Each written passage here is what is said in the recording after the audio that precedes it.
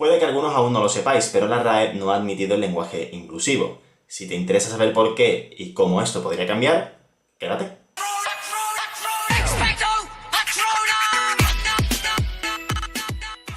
El lenguaje inclusivo es, y leo porque no me lo sé, un lenguaje libre de palabras, frases o tonos que reflejen visiones prejuiciosas, estereotipadas o discriminatorias de personas o grupos. El gobierno, más concretamente la vicepresidenta Carmen Calvo, pidió a la RAE, la Real Academia de la Lengua Española, que modificara la Constitución para no discriminar a las mujeres con el lenguaje, propuesta que la RAE ha rechazado. Pero tranquilos, la RAE no ha aceptado el lenguaje inclusivo porque las mujeres no estáis excluidas de la RAE. Vamos a explicarlo con calma. Para mí, desde un discurso feminista, que no lingüista, me parecería de mucha lógica que las mujeres lucharan por igualar, si queréis llamarlo así, el plural genérico. Es decir, que se usara todos y todas, en lugar de todos, para referirse a un grupo en el que hay tanto mujeres como hombres. Pero que se empiecen a cambiar sustantivos que no tienen género para formar palabras de género femenino exclusivamente, eso me parece ya más cabezonería que otra cosa. Y por supuesto lejos del conocimiento de la lingüística. Que un sustantivo, como por ejemplo presidente, que no es ni femenino ni masculino, se modifique para formar presidenta, me parece tan absurdo como que se modifique para crear presidente. Porque presidente ni es femenino ni es masculino. Lo que marca el género de esa palabra es el artículo. Tú puedes decir el presidente o la presidente, porque lo que define esa palabra es un cargo, un oficio, el hecho de presidir. Y presidir puede presidir tanto un hombre como una mujer. No sé si tiene sentido. Sin embargo, se ha creado un nuevo vocablo para definir cuando ese acto de presidir lo hace una mujer frente a cuando lo hace un hombre. Es decir, podemos decir la presidenta. Pero no se ha creado eso mismo para cuando preside un hombre, es decir, el presidente. Y eso me parece discriminatorio para ambos lados. Por un lado, creo que si existe el vocablo presidenta, debería existir también el vocablo presidente. Y por el otro me pregunto, ¿qué hace una presidenta que no pueda ser definido por presidente? Es decir, ¿hacen labores distintas? ¿Hacen más? ¿Hacen menos? Porque en cualquier caso me parecería discriminatorio para ambos casos. Porque, ¿por qué no es válido presidente para definir a una mujer cuando ejecuta ese cargo? Porque hay que crear otro vocablo nuevo. Si presidente, como digo, no tiene género. Y solo podríamos saber si es un hombre o una mujer por su artículo. Y lo mismo pasa con portavoz. Diferentes portavoces y portavozas. Tú puedes decir el portavoz o la portavoz, porque el sustantivo es tanto femenino como masculino. El género solo se puede ver, como en el caso de presidente, en el artículo. Y a la RAE, como al resto de lingüistas, le parece un sinsentido crear una distinción cuando ya existe esa distinción en el artículo. Y lo mismo pasa con joven, que no existe ni jovon ni jovan, y lo mismo pasa con estudiante, que no existe ni estudianta ni estudianto. Si buscamos en el diccionario estas palabras, encontramos en el enunciado una M y una F. Eso significa que esta palabra puede usarse tanto para el masculino como el femenino, y que la única distinción viene marcada por el artículo. Esto quiere decir que no hace falta crear otro vocablo que distinga cuando se hace referencia a un hombre o a una mujer, porque ya podemos verlo en el artículo. El estudiante o la estudiante, el joven o la joven. Donde se agarran estas personas que no tienen nada que ver con la lingüística, como por ejemplo el caso de los políticos, que lo hacen para crear controversia y crear polémica, es a que esas palabras se atribuyen históricamente al masculino. Y no sé realmente por qué, porque esas palabras terminan en E. Estudiante termina en E, presidente termina en E, joven termina en N y portavoz termina en Z. Y además, aunque terminara en O, ¿qué tiene que ver? También encontramos muchos ejemplos en español que terminan en A y sin embargo no tienen género. Y que forman su género no en una distinción de esa propia palabra, sino en sus artículos. Por ejemplo, un hombre y una mujer, ambos pueden ser arpista, o violinista, o guitarrista, o instrumentista. Y no hemos creado una palabra que sea guitarristo, o violinisto, o instrumentisto para cuando haga referencia a un hombre. Porque son palabras que sirven para los dos, es decir, que no tienen género, o que tienen los dos. Y que la distinción de género va a ir marcada en el artículo. El guitarrista, la guitarrista. Y lo mismo pasa con periodista, con tenista, con dentista y con un montón de istas. Y no pasa nada. ¿Y sabéis por qué no pasa nada? Porque el género no marca el sexo, las palabras no tienen sexo, las palabras no tienen genitales. Y como digo, otra cosa muy distinta es que las mujeres quieran luchar para que el masculino no sea el plural genérico. El plural genérico, para quien no lo sepa, es cuando se usa todos para incluir a todos y a todas. Por ejemplo, cuando hay muchos niños, incluidos niños y niñas, pues tenga que usarse niños para referirse a ambos. Y las personas totalmente ajenas a la lingüística pues te dirán que es debido a que en la antigüedad había más hombres que mujeres y por eso se usaba el masculino genérico. Y los que tienen un poco de nociones pues te dicen que es debido a los principios de la lingüística, en concreto el principio de la simpleza. Pero lo cierto es que la respuesta no es ninguna de ellas y como siempre la respuesta está en la historia, así que nos vamos a remontar al origen de todo esto. En el vídeo anterior, el vídeo del origen de la escritura, dije que la lengua escrita, tal y como la conocemos, fue obra de los fenicios, en el año 2000 a.C. Estas lenguas, como dije en el vídeo, que si no lo has visto, por favor, ve a verlo, porque sienta las bases de este, dije que eran lenguas poco desarrolladas, que estaban en plena evolución, y esa evolución se llevaba en las calles. Con el uso. La lengua evolucionaba según la usaban las personas, porque en aquella época pues no había académicos que se sentaran todos los días a desarrollar la lengua y una norma y una regla. La gente hablaba y escribía como podía y punto, y la lengua evolucionaba con ello. Porque la lengua sirve a la gente y no al revés. Estas lenguas entre el 2000 y el año 0, que el año 0 parece que estamos en un apocalipsis zombie, se llaman lenguas anatolias, es decir, lenguas muy antiguas. Y estas lenguas es cierto que no tenían el género femenino, pero no tenían género femenino porque tampoco tenían género masculino. No diferenciaban entre masculino y femenino. Estas lenguas solo diferenciaban entre seres animados y seres inanimados. Es decir, entre vivos y muertos. Muertos no cadáveres ni zombies, sino sin vida, como un árbol, una piedra o una mesa. Esto significa que todo era igual y solamente podía ser o vivo o muerto. Y un ejemplo totalmente inventado que no tiene nada que ver con la época es el siguiente. Por ejemplo, el adjetivo alto en español. Este adjetivo podía hacer referencia a una cosa viva y a una cosa no viva, por ejemplo, a un ser humano o a una montaña. Para diferenciar si el adjetivo iba referido a un ser vivo o a un ser no vivo, se creó la siguiente distinción. Insisto en que es totalmente inventado y que es solamente para que lo entendáis. Por ejemplo, cuando las palabras hacían referencia a algo vivo, se añadía al final de estas un is. Y cuando hacía referencia a cosas no vivas, pues se añadía un us. En este ejemplo cogeríamos la raíz de alto, que es alt, y la conjugaríamos. María es altis. Paco es altis. Perro es altis. Montaña es altus. Es decir, todo lo vivo, independientemente de si fuera masculino, femenino o un animal, sería is.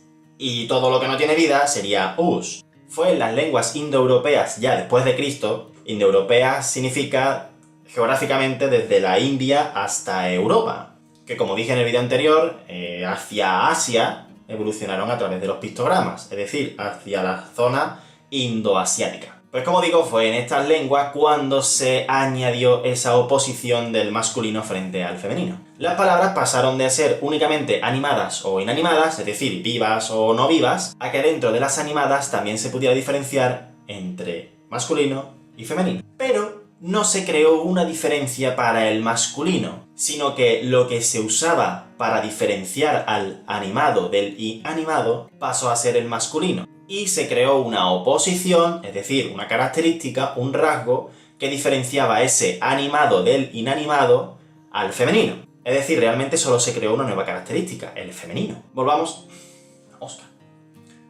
al ejemplo anterior. Hemos quedado en que teníamos is para los animados, us para los inanimados, y ahora se creó una partícula que diferenciaba a los animados masculinos de los animados femeninos que nosotros vamos a inventarnos, que fue as. Entonces tenemos montaña altus, porque sigue siendo inanimado, Paco altis, porque es animado masculino, perro altis, porque es animado, y María altas, porque es animado femenino. Y por eso el masculino es el plural genérico, porque ese rasgo del masculino era el que se usaba para diferenciar lo animado de lo inanimado, mientras que la partícula del femenino solamente diferenciaba dentro de la categoría animado si era masculino o femenino. Entonces, al usar, en este caso, is, tú hacías referencia a que esa cosa estaba viva frente a estar muerta. Y si usabas as, ya dabas por hecho que estaba viva, pero que era femenino frente a masculino. Que igual puede sonar un poco lioso, pero de verdad no creo que hubiera un ente machista que se encargara de que eso fuera así. A ver, que la sociedad en aquella época era machista.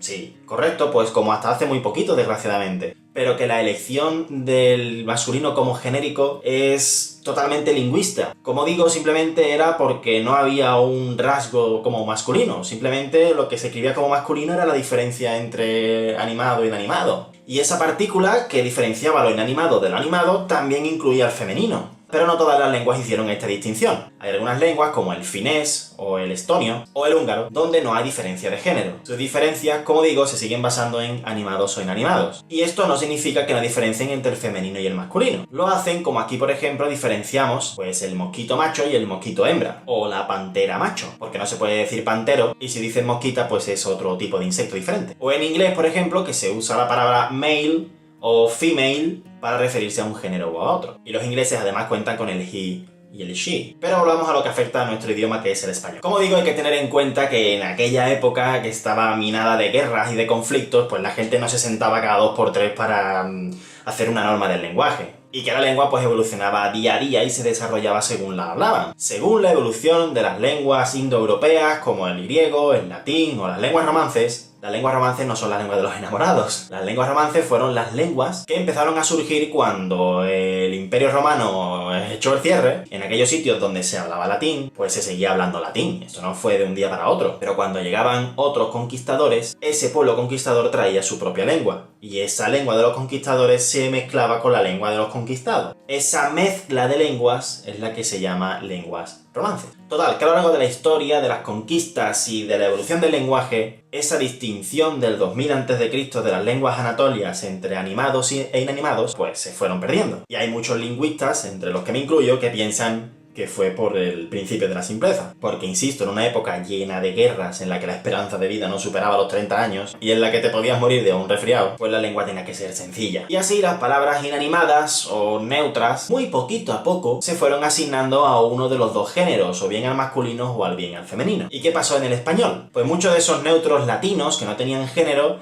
pasaron sin ninguna norma fija a ser masculinos o femeninos. A ver, se sabe que por norma los que terminaban en o pues se añadieron al masculino y los que terminaban en A se añadieron al femenino, pero los neutros, pues fue más o menos aleatorio. Y hay muchos lingüistas que lo que quieren es crear polémica, que dicen que para asignar una palabra a un género u otro, se tuvieron en cuenta aspectos semánticos. Semántico quiere decir que la palabra haga referencia o bien a algo masculino o a algo femenino. Y esto lo argumentan con palabras como, por ejemplo, martillo o flor. Martillo, como dicen que hacen referencia al hombre porque una mujer no puede coger un martillo, pues es masculino, el martillo, mientras una flor que hace referencia a la mujer por la belleza o por yo no sé qué, es femenino, la flor.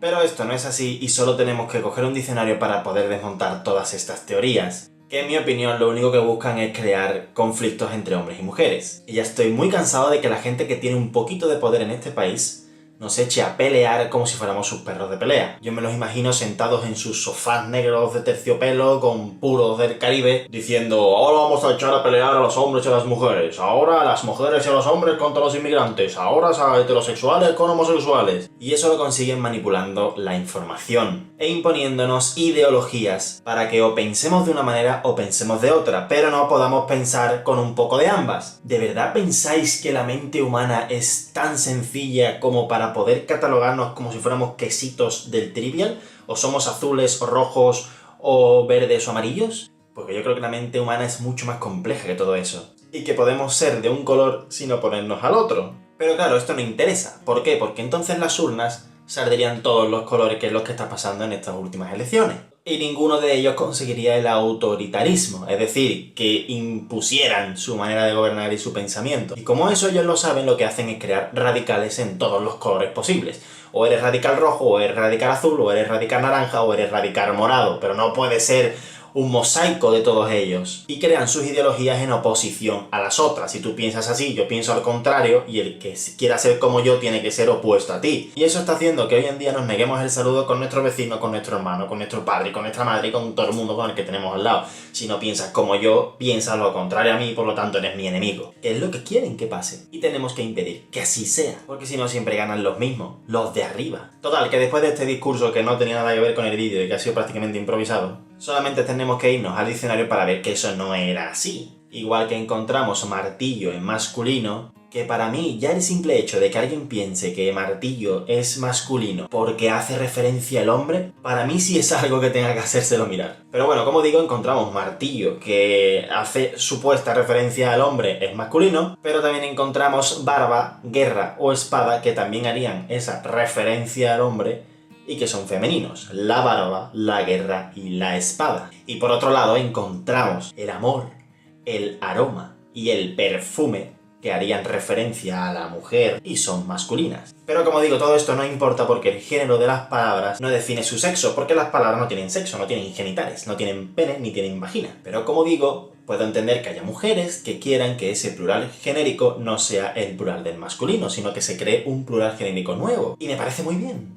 Pero en ningún caso la manera correcta de pedirlo sería la manera en la que se está procediendo. La manera de pedir un plural genérico que englobe tanto el masculino y el femenino sin que sea el masculino no es ni con una pataleta, ni con exigencias, ni movilizando a todas las mujeres del mundo para que salgan a la calle. La única manera de hacerlo es que la propia lengua lo demande. Y eso lo demandan los hablantes. Porque la lengua, como digo, tiene que servir a los hablantes. Y eso se consigue con el uso. Es decir, que la propia lengua necesite añadir una nueva palabra porque los hablantes la demanden. ¿Por qué la RAE aceptó concreta y almóndiga? ¿Por qué mi abuela, como otras 100 millones de abuelas de españoles, murieron sin que se le aceptara el término concreta? Pues porque al principio eso infringía la norma. Pero era tan grande esa infracción de la norma, había tantas personas que pronunciaban mal concreta y almóndiga, que es que eso era un genocidio ortográfico. La propia lengua exigía que para que la gente no matara el diccionario una y otra vez, se pudiera decir concreta y almóndiga, y la RAE así lo aceptó como vulgarismo. Es decir, la manera que la RAE recomienda que se diga croqueta es croqueta, pero se acepta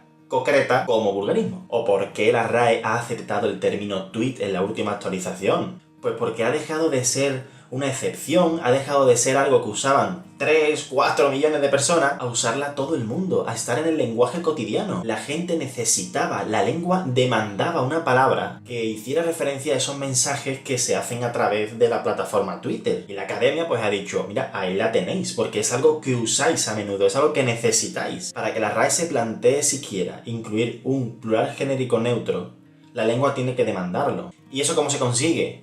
Pues mira, primero tenéis que ponernos de acuerdo si es todox, todes o todarrobas. O sea, tenéis que sentaros y crear una norma. Y luego esa norma empezar a usarla. Y tenéis que usarla vosotras mismas. Tenéis que usarla, difundirla y ver si cuaja en la sociedad. Y no os quiero mentir, posiblemente nosotros no lo lleguemos a ver. Pero si esta idea acaba encajando en la sociedad, puede que dentro de 3, 4, 5 generaciones, todo el mundo use ese plural genérico neutro, como puede ser todes o todox o todarrobas, y la lengua misma tenga que aceptarlo. Y porque sean los propios hablantes los que la usen, porque la lengua, insisto, tiene que estar al servicio de la gente. Intenso el vídeo, ¿eh? Además lleno de minas ideológicas que podrían explotar en cualquier momento. Pero bueno, espero que no haya sido así, porque mi intención ha sido acercar la lingüística a todo el mundo e intentar explicar que la lengua no puede cambiar así como así, ni se puede imponer. La lengua la cambian los hablantes. Así que si lo he conseguido y te ha gustado, pues suscríbete y nos vemos en siguientes vídeos.